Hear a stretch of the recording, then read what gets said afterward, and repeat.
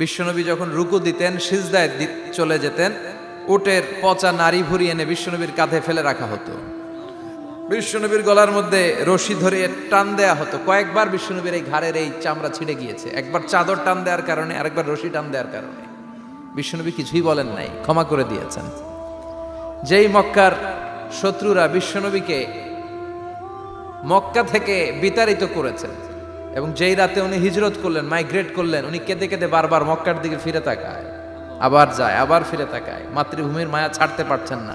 আর বলছিলেন, মক্কা তো আহাব্বুল বিলাদ ইলাইয়া, মক্কা আমার কাছে সবচেয়ে প্রিয় শহর। লাউলা উখরিজতু লামা খরাজতু মিনহা, আমার যদি বের করে না দেয়া হতো এই শহর থেকে, আমি কোনোদিন এই শহর থেকে বেরোতাম না। এত ভালোবাসতেন বিশ্বনবী মক্কাতুল মুকাররমাকে। ধৈর্যশীল ছিলেন। এত অত্যাচার অনাচারের পরে যখন মক্কা বিজয়ের ক্ষণ আসলো, এই মক্কাকে বিশ্বনবীর করতলগত করে দিল কে?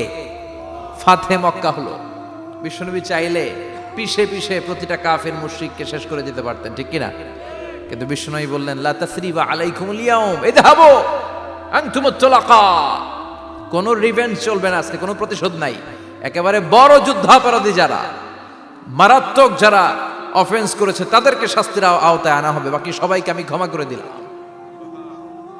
In the long history of the world, there is no instance of magnanimity and forgiveness which was showed by our beloved Prophet Muhammad when all of his enemies laid under his feet and he forgave them one and all. পৃথিবীর গোটা পৃথিবীর ইতিহাসে এরকম নজির কোথাও পাওয়া যায় না, যাকে এত অত্যাচার করে বিতাড়িত করা হয়েছে, নির্বাসন দেয়া হয়েছে, হিজরতে বাধ্য করা হয়েছে।